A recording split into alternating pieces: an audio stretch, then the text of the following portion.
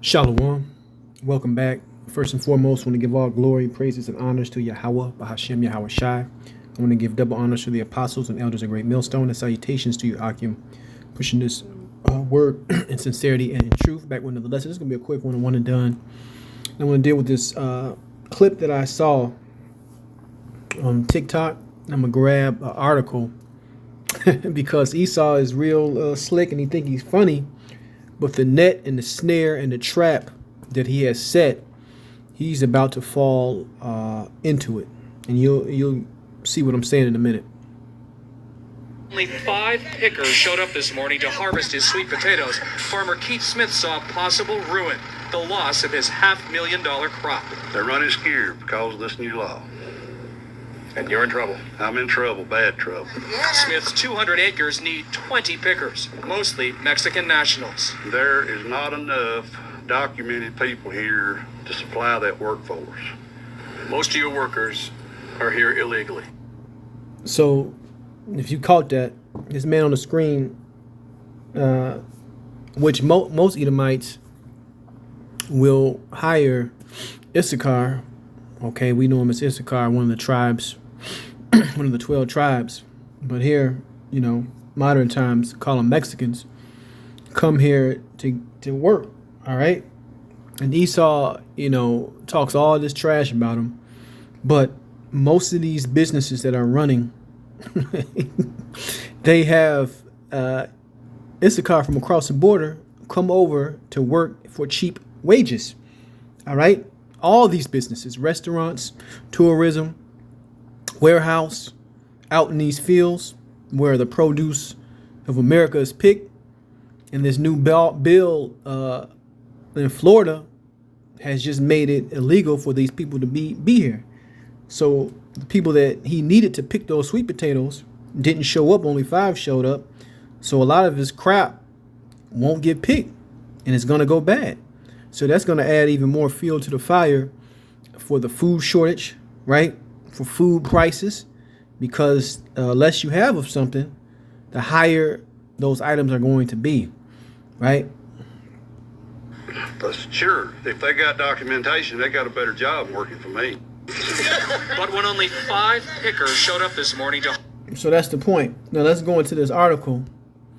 DeSantis signed a bill into law that creates new hurdles for undocumented workers and patients in Florida. It provides $12 million to relocate migrants to blue states. All right. So it says, let's get to it. Governor Ron DeSantis signed a sweeping bill into law on Wednesday that will make it harder for undocumented people to work in Florida. Even though the measure fell short of his demands, the measure is said to be coupled with $12 million in the state budget to relocate migrants from other states following a controversial political stunt DeSantis last year, in which he authorized a plane carrying Venezuelan and Colombian migrants, right, to fly from Texas to Martha's Vineyard, Massachusetts. So this is all, political fun with these people, but they showing you how they really don't care for the 12 tribes, man. All right, Northern and Southern Kingdom. So you get it straight, because a lot of times Northern Kingdom, think they're different, but you don't like that either, man.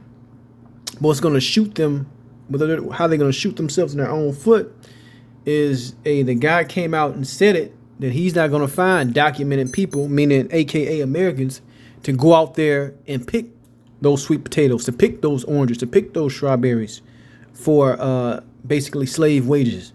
All right.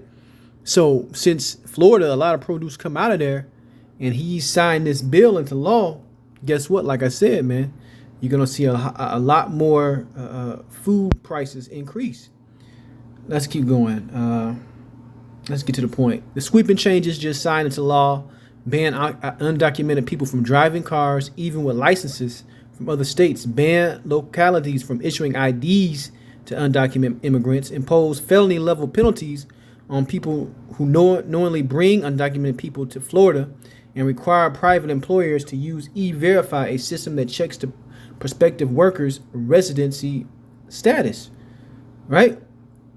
So a lot of people in Florida, or a lot of Issachar in Florida, is getting ready to flee, man. All right. They're getting ready to flee.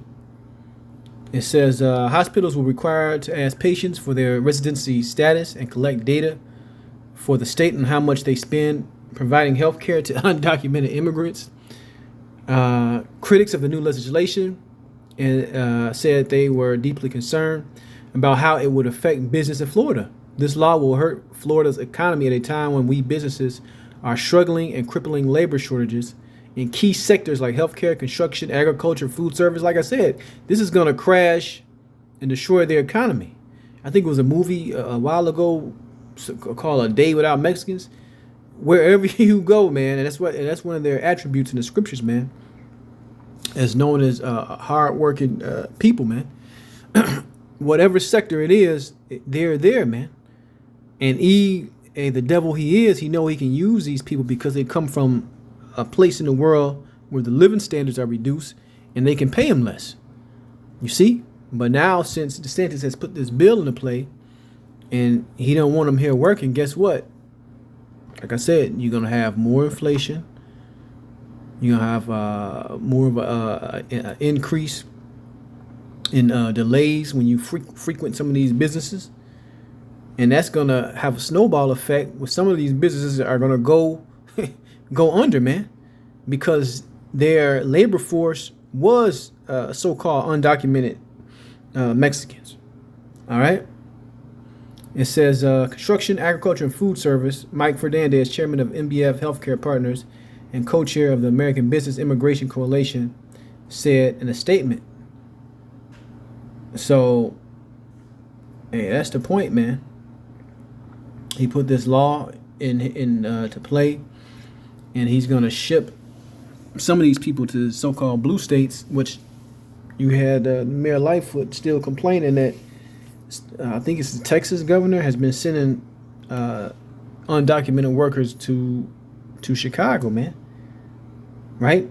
So that's going to have a strain on blue states having to house and look after these people.